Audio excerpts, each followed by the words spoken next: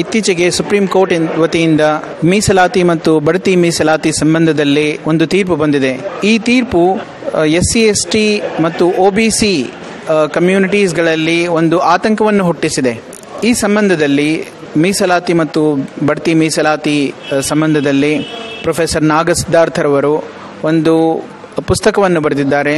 ಇವತ್ತು ಅದೇ ಪುಸ್ತಕದ ಬಿಡುಗಡೆ ಕಾರ್ಯಕ್ರಮದಲ್ಲಿ ನಾವು ಬಂದಿದ್ದೇವೆ. ಬನ್ನಿ ನಾವು ಪ್ರೊಫೆಸರ್ ನಾಗಸಿದ್ಧಾರ್ಥರವರಿಂದ ಈ ಪುಸ್ತಕದ ಬಗ್ಗೆ ಮಾತಾಡುವ.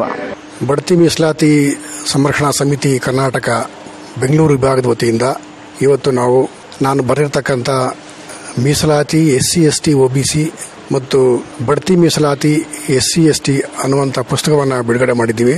ಈ ಪುಸ್ತಕ ಬರೆದ ಉದ್ದೇಶ ಇಷ್ಟೇ: ಭಾರತದ ನಾಗರಿಕ ಸಮಾಜದಲ್ಲಿ ಮೀಸಲಾತಿಯ ಬಗ್ಗೆ ಒಂದು ರೀತಿಯ ತಪ್ಪು ಕಲ್ಪನೆಗಳಿದ್ದಾವೆ. ಅದರ ಆಧಾರದ ಮೇಲೆ ಇವತ್ತು ಸರ್ಕಾರಿ ನೌಕರರು, ವಿಶೇಷವಾಗಿ ಕರ್ನಾಟಕ ರಾಜ್ಯ ಸರ್ಕಾರಿ ನೌಕರರು 18% ಮತ್ತು 82% ಅಂತ ವಿಭಜನೆ ಆಗುವ ರೀತಿಯಲ್ಲಿ ಆಗಿದೆ. ಇದು ಯಾವ ಕಾರಣಕ್ಕಾಗಿದೆ ಅಂತಂದ್ರೆ ಮೀಸಲಾತಿಯ ಬಗ್ಗೆ ಇರತಕ್ಕಂಥ ತಪ್ಪು ಕಲ್ಪನೆಯಿಂದ ಆಗಿದೆ.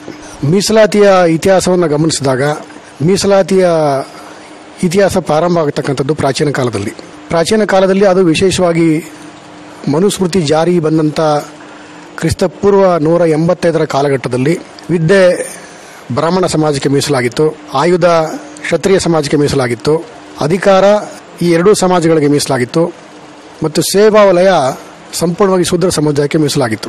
ಅಸ್ಪೃಶ್ಯ ಸಮಾಜ ಈ 4 ವರ್ಣಗಳಿಂದ ಹೊರತಾಗಿ 4 ವಲಯಗಳಿಂದ ಹೊರತಾಗಿ ಬದುಕ್ತಾ ಇತ್ತು. ಕ್ರಿಸ್ತ ಶಕ 1835 ಜಾರಿಯಾದಂಥ ಸಾರ್ವಜನಿಕ ಶಿಕ್ಷಣ ನೀತಿಯ ನಂತರ ಹುಟ್ಟಿಕೊಂಡಂಥ ಮೊಟ್ಟ ಮೊದಲ ತಲೆಮಾರಿನ ವಿದ್ಯಾವಂತರಲ್ಲಿ ಪ್ರಮುಖ ವ್ಯಕ್ತಿಯಾಗಿರ್ತಕ್ಕಂಥ ಮಹಾತ್ಮ ಜ್ಯೋತಿಬಾ ಫುಲೆ ಮತ್ತು ಅವರ ಪತ್ನಿ ಮಾತೆ ಸಾವಿತ್ರಿಬಾಯಿ ಫುಲೆ ಅವರ ಪ್ರಯತ್ನದಿಂದ ಈ ದೇಶದಲ್ಲಿ ಆಧುನಿಕ ಯುಗ ಪ್ರಾರಂಭವಾಗುತ್ತೆ. ಅವರು 1882ರಲ್ಲಿ ಮೊಟ್ಟ ಮೊದಲನೇ ಬಾರಿಗೆ ಹಂಟರ್ ಕಮಿಷನ್ಗೆ ಮನವಿ ಕೊಟ್ಟು ಬ್ರಾಹ್ಮಣೇತರ ಸಮಾಜಗಳಿಗೆ ಶಿಕ್ಷಣ ಮತ್ತು ಉದ್ಯೋಗದಲ್ಲಿ ಪ್ರಾತಿನಿಧ್ಯವನ್ನು ಕೊಡಬೇಕು ಅಂತ ಮನವಿ ಮಾಡ್ತಾರೆ. ಅದು ಆ ಕಾಲಘಟ್ಟದಲ್ಲಿ ಜಾರಿ ಆಗೋದಿಲ್ಲ. 1902ನೇ ಇಸ್ವಿನಲ್ಲಿ ಕೊಲ್ಲಾಪುರದ ಛತ್ರಪತಿ ಶಾಹು ಮಹಾರಾಜರವರು ಬ್ರಾಹ್ಮಣೇತರ ಸಮುದಾಯಗಳಿಗೆ 50% ಮೀಸಲಾತಿನ ಜಾರಿ ಮಾಡ್ತಾರೆ. ಆ ಸಂದರ್ಭದಲ್ಲಿ ಲೋಕಮಾನ್ಯ ತಿಲಕ್ ಅವರು ಸಂಪಾದನೆ ಮಾಡ್ತಿದ್ದಂಥ ಕೇಸರಿ ಪತ್ರಿಕೆಯಲ್ಲಿ ಅವ್ರನ್ನ ಕೊಲ್ಲುವಂಥ ಬೆದರಿಕೆ ಕೂಡ ಹಾಕ್ತಾರೆ. ನಂತರ 1921ರಲ್ಲಿ ಮೈಸೂರು ವಿಭಾಗದ ಸಂಸ್ಥಾನದ ರಾಜರಾಗಿದ್ದಂಥ ನಾಲ್ವಡಿ ಕೃಷ್ಣರಾಜ ಒಡೆಯರ್ ಅವರು ಬ್ರಾಹ್ಮಣೇತರ ಸಮಾಜಗಳಿಗೆ 75% ಮೀಸಲಾತಿನ ಜಾರಿ ಮಾಡ್ತಾರೆ. ಆ ಸಂದರ್ಭದಲ್ಲಿ ಆ ಕಾಲದ ದಿವಾನರಾಗಿದ್ದಂಥ ಸರ್ ಎಂ ವಿಶ್ವೇಶ್ವರಯ್ಯನವರು ದಕ್ಷತೆ ಮತ್ತು ಪ್ರತಿಭೆಗೆ ಧಕ್ಕೆ ಆಗ್ತದೆ ಅಂತೇಳಿ ರಾಜೀನಾಮೆ ಕೊಡೋದಕ್ಕೆ ಮುಂದಾಗ್ತಾರೆ. ಮಹಾರಾಜರು ಅದಕ್ಕೆ ಒಪ್ಪಿಗೆ ಕೊಟ್ಟು ಬ್ರಾಹ್ಮಣೇತರ ಸಮಾಜದ ಹಿತವನ್ನು ಎತ್ತಿಡಿತಾರೆ.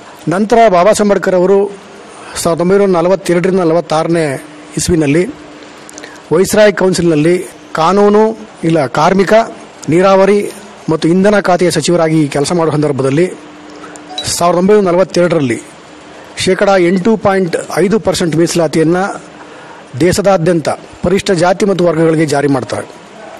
ನಂತರ ಅದನ್ನ 1943ರಲ್ಲಿ 12.5%ಗೆ ಏರಿಸ್ತಾರೆ. ಅದು ಅಂತಿಮವಾಗಿ 1950 ಜನವರಿ 26 ಜಾರಿಗೆ ಬಂದಂಥ ಸಂವಿಧಾನದಲ್ಲಿ ಅನುಚ್ಛೇದ 15(4) ಮತ್ತು 16(4) ಆಗಿ ಸೇರ್ಪಡೆ ಆಗ್ತದೆ ಮತ್ತು ಹಿಂದುಳಿದ ವರ್ಗಗಳಿಗೆ ಆಯೋಗವನ್ನು ರಚಿಸುವಂಥ ಅವಕಾಶವನ್ನು ಕಲ್ಪಿಸೋದಕ್ಕೆ ಅನುಚ್ಛೇದ 340 ಅವರೇ ಸೇರಿಸ್ತಾರೆ. ಇದರ ಪರಿಣಾಮವಾಗಿ 1952ರ ನಂತರ ಜಾರಿ ಬಂದಂಥ ಕೇಂದ್ರ ಸರ್ಕಾರ ಮತ್ತು ಎಲ್ಲ ರಾಜ್ಯ ಸರ್ಕಾರಗಳಲ್ಲಿ ಪರಿಶಿಷ್ಟ ಜಾತಿ ಮತ್ತು ವರ್ಗಗಳಿಗೆ ಉದ್ಯೋಗದಲ್ಲಿ ಮೀಸಲಾತಿ ಸಿಗ್ತದೆ. ಆ ಬಳಿಕ 1992ರಲ್ಲಿ ಇಂದಿರಾ ಸಹಾನೆ ಸುಪ್ರೀಂ ಕೋರ್ಟ್ ತೀರ್ಪು ನೀಡಿದ ನಂತರ ವಿಶ್ವನಾಥ್ ಪ್ರತಾಪ್ ಸಿಂಗ್ ಅವರ ಕಾಲದಲ್ಲಿ ಜಾರಿಯಾಗಿದ್ದಂಥ ಮಂಡಲ್ ಆಯೋಗದ ವರದಿ 1992ರಲ್ಲಿ PV ನರಸಿಂಹರಾವ್ ಅವರ ಕಾಲದಲ್ಲಿ ಅನುಷ್ಠಾನಗೊಳ್ಳುತ್ತದೆ. ಅದರ ಮೊಟ್ಟ ಮೊದಲ ನೇಮಕಾತಿ ಕರ್ನಾಟಕದ ವತಿಯಿಂದ ರಾಜಶೇಖರಾಚಾರ್ಯ ಅಂತ ಒಬ್ಬರನ್ನ ಉದ್ಯೋಗವನ್ನು ತಗೊಂಡಾಗ ಇದೇ VP ಸಿಂಗ್ ಅವರು ದೆಹಲಿಯಲ್ಲಿ ಅವರಿಗೆ ಸನ್ಮಾನವನ್ನು ಮಾಡ್ತಾರೆ. ಈ ಮಂಡಲ ಆಯೋಗ ಜಾರಿ ಆಗೋದಕ್ಕೆ ಮಾನ್ಯವಾದ ಕಾಂಶಿರಾಮ್ ಅವರ ಹೋರಾಟವೇ ಕಾರಣ ಆಗಿರ್ತದೆ. 1954ರಿಂದ 2002ನೇ ಇಸ್ವಿವರೆಗೆ ದೇಶದ ವಿವಿಧ ಇಲಾಖೆಗಳಲ್ಲಿ ಬಡ್ತಿ ಮೀಸಲಾತಿ ಕೂಡ ಅದೇ ಸಂದರ್ಭದಲ್ಲಿ ಜಾರಿ ಆಗ್ತದೆ. ಅದು ಬೇರೆ ಬೇರೆ ಆದೇಶಗಳ ಮೂಲಕ ಜಾರಿ ಆಗ್ತದೆ. ಅದು 1978ರಲ್ಲಿ ಕರ್ನಾಟಕದಲ್ಲಿ ಸನ್ಮಾನ್ಯ ದೇವರಾಜ ಅರಸು ಅವರು ಮುಖ್ಯಮಂತ್ರಿ ಆಗಿದ್ದಂಥ ಸಂದರ್ಭದಲ್ಲಿ ಬಡ್ತಿಯಲ್ಲಿ ಕೂಡ ಮೀಸಲಾತಿ ಕರ್ನಾಟಕ ಭಾಗದಲ್ಲಿ ಜಾರಿ ಆಗ್ತವೆ. ಅದನ್ನು 2002ರಲ್ಲಿ ಅದಕ್ಕೊಂದು ಹೊಸ ಕಾಯ್ದೆಯನ್ನು ಮಾಡುವ ಸಂದರ್ಭ ಸೃಷ್ಟಿಯಾಗ್ತದೆ. ಕಾರಣ ಏನು ಅಂತಂತಂದರೆ, ಬಡಪ್ಪನವರ ಪ್ರಕರಣದಲ್ಲಿ ಸುಪ್ರೀಂ ಕೋರ್ಟು ಬಡ್ತಿ ಮೀಸಲಾತಿ ರದ್ದು ಮಾಡ್ತದೆ. ಅದಕ್ಕೆ 2002ರಲ್ಲಿ ಕರ್ನಾಟಕ ಸರ್ಕಾರ 33 ಅಂಶಗಳುಳ್ಳ ಜ್ಯೇಷ್ಠತಾ ಅಂಶಗಳನ್ನ ಒಳಗೊಂಡಂಥ ಹೊಸ ಕಾಯ್ದೆ, determination of seniority for the employees who are promoted on the reservation 2002 ಅನ್ನುವಂಥ ಕಾಯ್ದೆನ ಜಾರಿ ಮಾಡ್ತಾರೆ. ಅದನ್ನು ಪ್ರಶ್ನೆ ಮಾಡಿ ಎಂ ನಾಗರಾಜ್ ಅವರು ಸುಪ್ರೀಂ ಕೋರ್ಟ್ನಲ್ಲಿ ದಾವೆ ಹೂಡ್ತಾರೆ. 2006ರಲ್ಲಿ ಎಂ ನಾಗರಾಜ್ ಪ್ರಕರಣದಲ್ಲಿ ಸರ್ವೋಚ್ಚ ನ್ಯಾಯಾಲಯ ತೀರ್ಪು ನೀಡಿ ಅನುಚ್ಛೇದ 78, 79 ಮತ್ತು 85 3 ತಿದ್ದುಪಡಿಗಳನ್ನ ಎತ್ತಿಡಿತದೆ. ಎತ್ತಿಡಿದು ಒಂದು ವೇಳೆ ಬಡ್ತಿಯಲ್ಲಿ ಮೀಸಲಾತಿ ಕೊಡಬೇಕಾದ್ರೆ ದಕ್ಷತೆಗೆ ಹಾನಿ ಆಗಬಾರ್ದು ಮತ್ತು ಪ್ರಾತಿನಿಧ್ಯ ಇದೆಯೋ ಇಲ್ಲೋ ಅಂತ ನೋಡ್ಕೋಬೇಕು. ಮೂರನೇದಾಗಿ ಆ ಸಮುದಾಯ ಹಿಂದುಳಿದಿರೋ ಬಗ್ಗೆ ಖಚಿತವಾದ ಮಾಹಿತಿ ಇರಬೇಕು ಅಂತೇಳಿ ಸುಪ್ರೀಂ ಕೋರ್ಟ್ ಆದೇಶವನ್ನು ಕೊಡ್ತದೆ.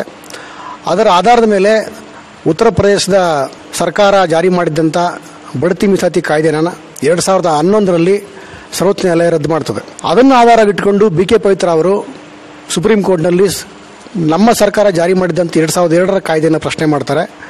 ಅದನ್ನು ದಿನಾಂಕ 9/2/2017ರಂದು ಸರ್ವೋಚ್ಚ ನ್ಯಾಯಾಲಯ ಒಪ್ಪಿಕೊಂಡು ರಾಜ್ಯ ಸರ್ಕಾರ ನಾಗರಾಜು ಕೇಸಲ್ಲಿ ಏನು 3 ಮಾನದಂಡಗಳನ್ನ ನಾವು ಸೂಚನೆ ಮಾಡಿದ್ವಿ, ಆ 3 ಮಾನದಂಡಗಳನ್ನ ಜಾರಿ ಮಾಡಿರೋದ್ರ ಬಗ್ಗೆ ಸೂಕ್ತವಾದ ವರದಿನ ಸುಪ್ರೀಂ ಕೋರ್ಟ್ಗೆ ಸಲ್ಲಿಸಿಲ್ಲ ಅಂಥೇಳಿ ರದ್ದು ಮಾಡುತ್ತೆ. ಅದರ ನಂತರ ಸ್ಟೇಟ್ಲಿರ್ತಕ್ಕಂಥ ಸುಮಾರು 1 ಲಕ್ಷ SC/ST ನೌಕರರ ಭವಿಷ್ಯ ತೂಗುವಲೆಯಲ್ಲಿ ಉಳ್ಕೊಳ್ತದೆ. ಮತ್ತು ಸುಮಾರು 13,000 ಜನ SC/ST ಎಂಪ್ಲಾಯೀಸು, ಬಡ್ತಿ ಪಡೆದಿರ್ತಕ್ಕಂಥ SC/ST ಎಂಪ್ಲಾಯೀಸು ಹಿಂಬಡ್ತಿಯ ಭೀತಿಗೆ ಒಳಗಾಗಿದ್ದಾರೆ. ಸರ್ಕಾರಕ್ಕೆ ನಾವು ಈಗಾಗಲೇ ನೌಕರರ ಸಂಘದ ಮೂಲಕ 2002ರ ಕಾಯ್ದೆಯನ್ನು ಉಳಿಸೋದಕ್ಕೆ ಪರ್ಯಾಯವಾದಂಥ ಸುಗ್ರೀವಾಜ್ಞೆ ಜಾರಿ ಮಾಡಬೇಕು, ಇಲ್ಲ ಅಂದರೆ ಸೂಕ್ತವಾದ ಅಂಕಿಅಂಶಗಳನ್ನ ಸಂಗ್ರಹ ಮಾಡಿ ಹೊಸ ಕಾಯ್ದೆನ ಜಾರಿ ಮಾಡಬೇಕು ಅಂತ ಮನವಿ ಮಾಡಿದ್ವಿ. ಅದಕ್ಕೆ ಸ್ಪಂದಿಸಿದಂಥ ಸರ್ಕಾರ ಸುಗ್ರೀವಾಜ್ಞೆನ ಜಾರಿ ಮಾಡೋದಕ್ಕೆ ಪ್ರಸ್ತಾವನೆ ಕೂಡ ರಾಜ್ಯಪಾಲರಿಗೆ ಕಳಿಸಿತ್ತು. ರಾಜ್ಯಪಾಲರು ಅದನ್ನ ತಿರಸ್ಕರಿಸಿ ವಾಪಸ್ ಕಳಿಸಿದ್ರಿಂದ ಈಗ ಅವರು ಮುಂದೆ ಇರತಕ್ಕಂಥ ಆಪ್ಷನ್ ಏನಂದ್ರೆ ಹೊಸ ಕಾಯ್ದೆನ ಮಾಡ್ತಕ್ಕಂಥ ಆಪ್ಷನ್. ಅದನ್ನು ಸರ್ಕಾರ ಕೂಡಲೇ ಜಾರಿ ಮಾಡಬೇಕು. ಆ ದಿಕ್ಕಿನಲ್ಲಿ ನಮ್ಮ ಸರ್ಕಾರಿ ನೌಕರರನ್ನ ಜಾಗೃತರಾಗಿ ಮಾಡಬೇಕು ಉದ್ದೇಶಕ್ಕೆ ನಾನು ಈ ಮೀಸಲಾತಿ SC/ST OBC ಮತ್ತು ಬಡ್ತಿ ಮೀಸಲಾತಿ SC/ST ಅನ್ನೋ ಕೃತಿಯನ್ನು ಬರೆದು ಬಿಡುಗಡೆ ಮಾಡಿದ್ದೀನಿ. ಇದರ ನನ್ನ ರಿಕ್ವೆಸ್ಟ್ ಇಷ್ಟೇ, SC/STಗಳು ಮತ್ತು OBCಗಳು ಮೀಸಲಾತಿ ಪರ ಇದ್ದಾರೆ. ಬಟ್ OBC ಸಮುದಾಯಗಳಿಗೆ ಬಡ್ತಿಯಲ್ಲಿ ಮೀಸಲಾತಿ ಇಲ್ಲ, SC/STಗಳಿಗೆ ಬಡ್ತಿಯಲ್ಲಿ ಮೀಸಲಾತಿ ಇದೆ. OBCಗಳಿಗೂ ಬಡ್ತಿ ಮೀಸಲಾತಿ ಕೊಡ್ತಕ್ಕಂಥ ಪ್ರಸ್ತಾವನೆ ಸರ್ಕಾರ ಮಾಡಿದ್ರೆ, OBCಗಳು ಅದ್ರ ಬಗ್ಗೆ ಒತ್ತಾಯ ಮಾಡಿದ್ರೆ SC/STಗಳು ಕೂಡ ಅವ್ರ ಪರವಾಗಿ ನಿಲ್ತಾರೆ. ಬಹಳ ದುರಂತದ ಅಂಶ ಏನು ಅಂದರೆ OBCಗಳಿಗೆ ಇದು ಮಾಹಿತಿ ಇಲ್ಲ. ಸುಮಾರು 206 OBC ಜಾತಿಗಳಿದ್ದಾವೆ, ಕ್ಯಾಟಗರಿ ವಯಸ್ಸು ಅವರಿಗೆ ರಿಸರ್ವೇಷನ್ ಸಿಗ್ತಾ ಇದೆ, ಅವ್ರಿಗೆ ಮಾಹಿತಿ ಇಲ್ಲ. ಅವರು ಕೂಡ ಎಜುಕೇಟ್ ಆಗಬೇಕಂತ ಅವಶ್ಯಕತೆ ಇದೆ. ಮತ್ತು ಬಹುತೇಕರು ತಪ್ಪು ತಿಳ್ಕೊಂಡಿದ್ದಾರೆ, ನಾವು ಕೂಡ ಮೀಸಲಾತಿ ಪರ ಅಂತೇಳಿ SC/STಗಳು ಮೀಸಲಾತಿ ಪರ ಅನ್ನೋ ತಪ್ಪನೇ ಇದೆ. ನಾವು ಮೀಸಲಾತಿ ಇರಲೇಬೇಕು ಅನ್ನೋ ಹಠ ನಮ್ಮಲ್ಲಿಲ್ಲ. ನಮ್ಮ ಹಠ ಏನು ಅಂದರೆ ಜಾತಿ ವ್ಯವಸ್ಥೆ ಹೋಗಬೇಕು, ಅನ್ಟಚಬಿಲಿಟಿ ಹೋಗಬೇಕು ಅನ್ನೋದು ನಮ್ಮ ಆದ್ಯತೆ. ಅದು ಹೋದರೆ ಮೀಸಲಾತಿ ತಂತಾನೇ ಹೊಟ್ಟೋಗ್ತದೆ. ನಾವು ಕೂಡ ಬೇಡುವಂಥ ಒಂದು ಸಂದರ್ಭ ಇಲ್ಲಿ ಬರೋದಿಲ್ಲ, ಅದನ್ನು ಕೂಡ ನಾವೇ ತಿರಸ್ಕರೋ ಸಂದರ್ಭ ಬರಬೇಕು ಅನ್ನೋದು ನಮ್ಮ ಆಸೆ. ವಿಚಿತ್ರ ಅಂದರೆ ನಾವು ಜಾತಿ ವ್ಯವಸ್ಥೆ ವಿರುದ್ಧ ಹೋರಾಟ ಮಾಡ್ತಾ ಇದ್ದೀವಿ, ಆದರೆ ಅಹಿಂಸಾ ವೇದಿಕೆ ಮಾಡ್ಕೊಂಡಿರ್ತಕ್ಕಂಥ ಜನ ಮೀಸಲಾತಿ ವಿರುದ್ಧ ಹೋರಾಟ ಮಾಡ್ತಾ ಇದ್ದಾರೆ. ಅವರು ಜಾತಿ ವ್ಯವಸ್ಥೆ ವಿರುದ್ಧ ಹೋರಾಟ ಮಾಡಬೇಕು, ನಾವು ಮೀಸಲಾತಿ ವಿರುದ್ಧ ನಾವೇ ಹೋರಾಟ ಮಾಡೋ ಸಂದರ್ಭ ಸೃಷ್ಟಿಯಾಗಬೇಕು. ಅದು ಯಾವಾಗ ಸಾಧ್ಯ ಅಂದರೆ ಅಹಿಂಸಾದಿರ್ತಕ್ಕಂಥ ವರ್ಗಗಳು ಜಾತಿ ವ್ಯವಸ್ಥೆಯನ್ನು ಅವರು ಧಿಕ್ಕಾರ ಮಾಡಬೇಕು, ಅಸ್ಪೃಶ್ಯತನ ಅವರು ನಿಲ್ಲಿಸಬೇಕು. ಆಗ ನಿಲ್ಲಿಸಿದ್ರೆ ನಾವೇ ಮೀಸಲಾತಿ ವಿರುದ್ಧ ಹೋರಾಟ ಮಾಡುವಂಥ ಮನಸ್ಥಿತಿ ನಮ್ಮಲ್ಲಿ ಖಂಡಿತ ಬರ್ತದೆ. ಇದು ಒಂದನ್ನು ಎಜುಕೇಟ್ ಮಾಡಿ ಸಮಾಜದಲ್ಲಿ ಸರ್ಕಾರಿ ನೌಕರರು 18 ಮತ್ತು 82 ಡಿವೈಡ್ ಆಗ್ತಕ್ಕಂಥದ್ದು ಸಂವಿಧಾನ ಬಾಹಿರವಾದ ಕೆಲಸ, ಅದು ಕಾನೂನು ಬಾಹಿರವಾದಂಥ ಕೆಲಸ. ಅದು ಸರ್ಕಾರಿ ನೌಕರಿಗೆ ಸೇರುವ ಸಂದರ್ಭದಲ್ಲಿ ತಗೊಂಡಿರ್ತಕ್ಕಂಥ ಪ್ರಮಾಣ ವಚನಕ್ಕೆ ವಿರುದ್ಧವಾಗಿರ್ತಕ್ಕಂಥದ್ದು, ಕಾಂಡಕ್ಟ್ ರೂಲ್ಸ್ಗೆ ವಿರುದ್ಧವಾಗಿರ್ತಕ್ಕಂಥದ್ದು. ಆದ್ದರಿಂದ ಅವರು 18% ವಿರುದ್ಧ ದೌರ್ಜನ್ಯ ಮಾಡ್ದಂಗೆ ಆಗ್ತದೆ. ಅದನ್ನು ಸರ್ಕಾರಿ ನೌಕರರು ದಯಮಾಡಿ ಈ ರೀತಿ ವಿಭಜನೆ ಮಾಡ್ತಕ್ಕಂಥದ್ದು ನಿಲ್ಲಿಸಬೇಕು. ಅದನ್ನ ನಿಲ್ಲಿಸಿದವರೆ ಸರ್ಕಾರ ಅದರ ಬಗ್ಗೆ ಕ್ರಮ ತಗೋಬೇಕು ಅಂತ ನಾವು ಒತ್ತಾಯ ಮಾಡೋ ಉದ್ದೇಶ ಕೂಡ ಈ ಒಂದು ಕಾರ್ಯಕ್ರಮದ ಹಿನ್ನೆಲೆಯಲ್ಲಿದೆ. ಮತ್ತು ಅವ್ರಿಗೂ ಕೂಡ ತಪ್ಪು ಭಾವನೆ ಇದೆ. ಅವರ ಪೂರ್ವಿಕರು ಮಾಡಿದಂಥ ತಪ್ಪಿನಿಂದ ಸಾವಿರಾರು ವರ್ಷಗಳಿಂದ ಈ ಜಾತಿ ವ್ಯವಸ್ಥೆ ಅಸ್ಪೃಶ್ಯತೆ ಸೃಷ್ಟಿಯಾಗಿದೆ. ಅವರ ಪೂರ್ವಿಕರು ಮಾಡಿದ ತಪ್ಪನ್ನ ಇವರು ಸರಿಪಡಿಸ್ಕೊಳ್ತಕ್ಕಂಥ ಅವಕಾಶ ಅವರು ಸಿಕ್ಕಿದೆ. ಅವರು ಸರಿಪಡಿಸ್ಕೊಳ್ಳೋದ್ರ ಮೂಲಕ ಇಡೀ ಸಮಾಜಕ್ಕೆ ಮಾದರಿಯಾಗುವಂಥ ಅಥವಾ ಭವಿಷ್ಯದ ಪೀಳಿಗೆಗೆ ಮಾದರಿಯಾಗುವಂಥ ಒಂದು ಬದಲಾವಣೆಯಲ್ಲಿ ಬರಬೇಕು. ಬಹುತೇಕರು ಏನು ತಿಳ್ಕೊಂಡಿದ್ದಾರೆ ಅಂತಂದರೆ ಶೆಡ್ಯೂಲ್ ಕ್ಯಾಸ್ಟ್ನವರು ಮತ್ತು ಟ್ರೈಬ್ಸು ಅಥವಾ ಹಿಂದುಳಿದ ವರ್ಗಗಳು ಬದಲಾವಣೆ ಆಗಬೇಕು, ಅಲ್ಪಸಂಖ್ಯಾತರು ಬದಲಾವಣೆ ಆಗಬೇಕು ಅಂತ ಇಲ್ಲ. ಇದರಲ್ಲಿ ಬದಲಾವಣೆ ಆಗಬೇಕಾಗಿರ್ತಕ್ಕಂಥವ್ರು ಯಾರು ಶೋಷಣೆ ಮಾಡ್ತಾ ಇದ್ದಾರೆ ಅವರು ಬದಲಾವಣೆ ಆಗಬೇಕು, ಅವರ ಮನಸ್ಸು ಬದಲಾವಣೆ ಆಗಬೇಕು. ಯಾಕೆಂದರೆ ತಪ್ಪು ಮಾಡಿದಂಥ ವ್ಯಕ್ತಿಗಳಿಗೆ ನಾವು ಜೈಲಿಗೆ ಹಾಕ್ತೀವಿ. ಜೈಲಿರ್ತಕ್ಕಂಥ ಕೈದಿಗಳಿಗೆ ಮನ ಪರಿವರ್ತನೆ ಮಾಡ್ತಕ್ಕಂಥ ಒಂದು ಅವಶ್ಯಕತೆನ ಸರ್ಕಾರ ಕಲ್ಪಿಸಿದೆ, ಅಗತ್ಯ ಕೂಡ ಕಲ್ಪಿಸಿದೆ. ಅದೇ ರೀತಿ ತಪ್ಪು ಮಾಡ್ತಾ ಇರ್ತಕ್ಕಂಥವ್ರು, ಅಸ್ಪೃಶ್ಯತೆ ಆಚರಣೆ ಮಾಡ್ತಕ್ಕಂಥವ್ರು ಮನಸ್ಸು ಬದಲಾವಣೆ ಆಗಬೇಕಾದ್ರೆ ಅವರ ಮನೆ ಪರಿವರ್ತನೆ ಆಗಬೇಕು.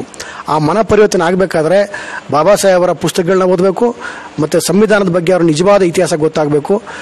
ವಿಶೇಷವಾಗಿ ಸಾಮಾಜಿಕ ಪರಿವರ್ತನಾ ಚಳವಳಿಯಲ್ಲಿ ಹೋರಾಟ ಮಾಡಿರ್ತಕ್ಕಂಥ ಮಹಾತ್ಮ ಫುಲೆಯಿಂದ ಕಾಂಶಿರಾಮ್ ಸಾಹೇಬ್ರವ್ರಿಗೂ ಕೂಡ ಅವರು ತಿಳ್ಕೊಂಡ್ರೆ ಖಂಡಿತವಾಗಿ ಅವರ ಪೂರ್ವಿಕರು ಮಾಡಿರ್ತಕ್ಕಂಥ ತಪ್ಪುಗಳು ಅವ್ರಿಗೆ ಅರ್ಥ ಆಗ್ತವೆ.